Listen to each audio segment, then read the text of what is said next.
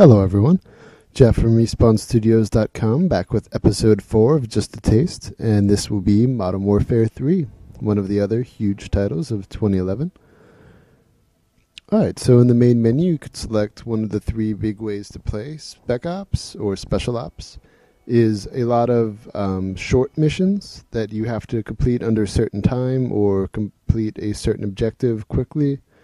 Or you could do them co-op. There's also a survival mode in Spec Ops now where you survive against waves of enemies on the multiplayer maps. Multiplayer, everyone is probably already familiar with. It's probably the most popular first-person shooter multiplayer. It's probably most famous for its kill streaks. If you get, say, 3 kills in a row, 5 kills in a row, up to like 25 kills in a row, you can get certain bonuses. Like you could be a chopper gunner, you can get special armor, you can get all different things that can help you keep the kill streak going or help your team win. But I'm going to be showing you the beginning of the campaign.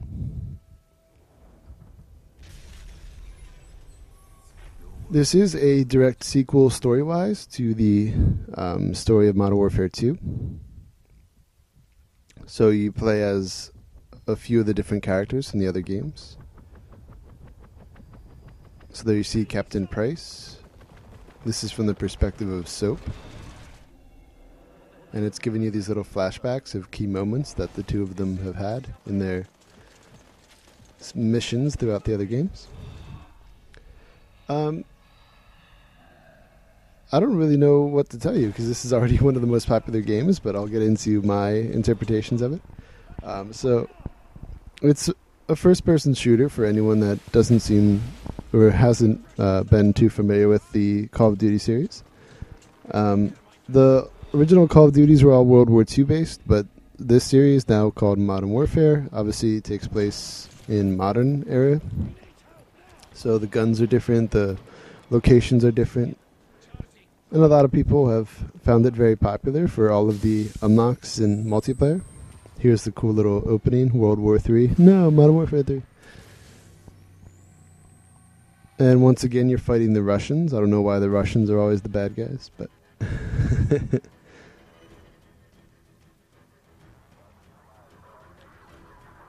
So the campaign is very, very, very short. You could probably beat it in about 4 hours, but it's also one of the best campaigns I have ever played in my life. Aside from the first level, and then there's a level in the middle called Goalpost. This one, Black Tuesday and Goalpost, I don't think are as exciting as the others, but every other mission is like an action movie. It's incredible. The set pieces, the types of gameplay, the situations, it's just very epic and not anything you'll soon forget. There's a moment at the end of the London level that is very disturbing and it really has an emotional impact, which is very cool. I guess it's kind of like your standard first-person shooter gameplay, though. You can shoot from the hip or aim down the different iron sights or red dot sights. You can pick up different weapons. There's one collectible in the game, which are little computer intel pieces. I have them all in this, but I show you where 2 of them are, just for reference sake, if that would help anyone.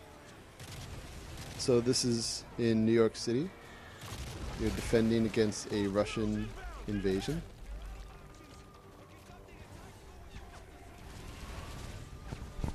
And you see, it's a minimal HUD.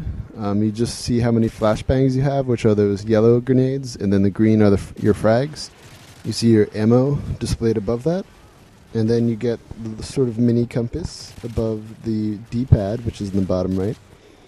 And depending on what gun you have, the D-pad has some different options. You could switch like what sight your gun has. You could put on different attachments, like what's called the noob tube, which is a little grenade launcher attachment.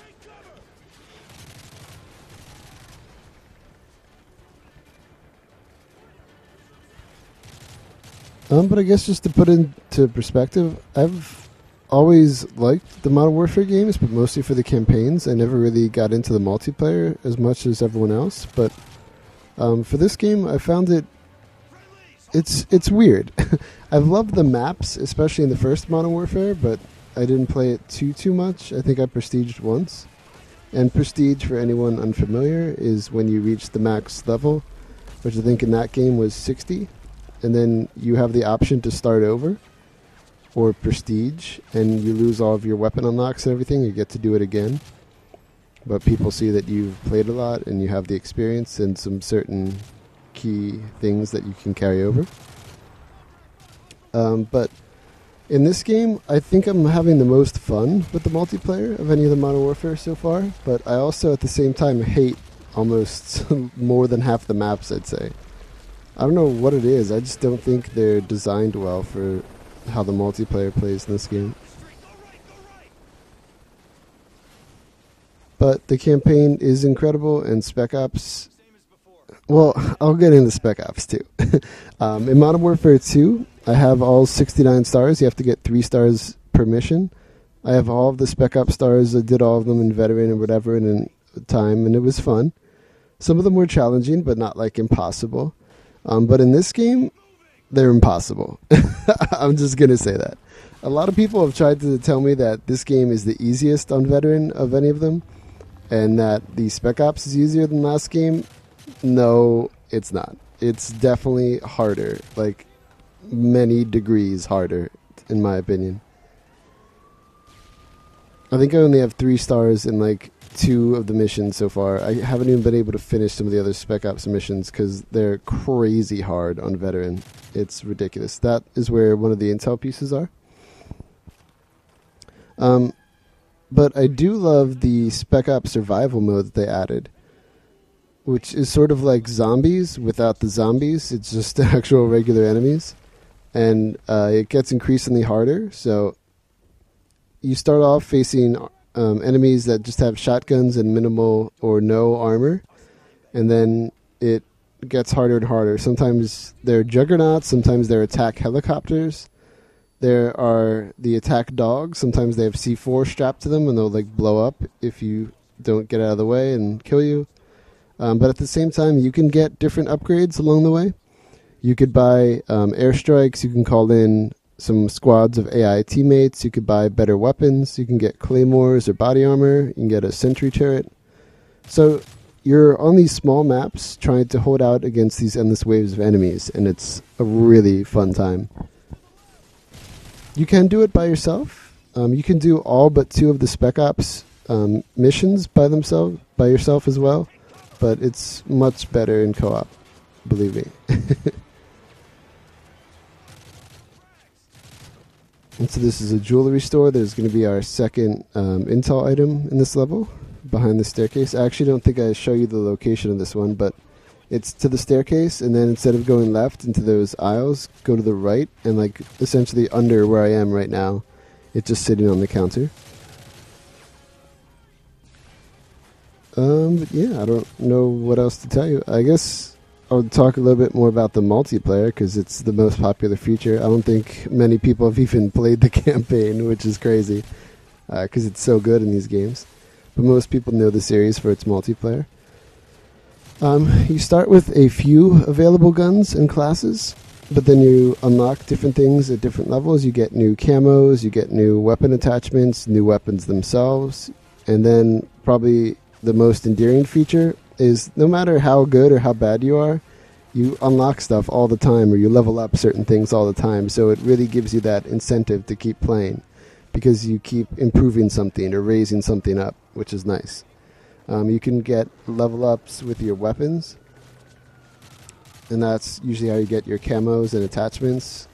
You can eventually get gold guns, which means get a gun to level 31, which usually takes around 1,000 or so kills, depending on the gun. You can also unlock unique titles and emblems.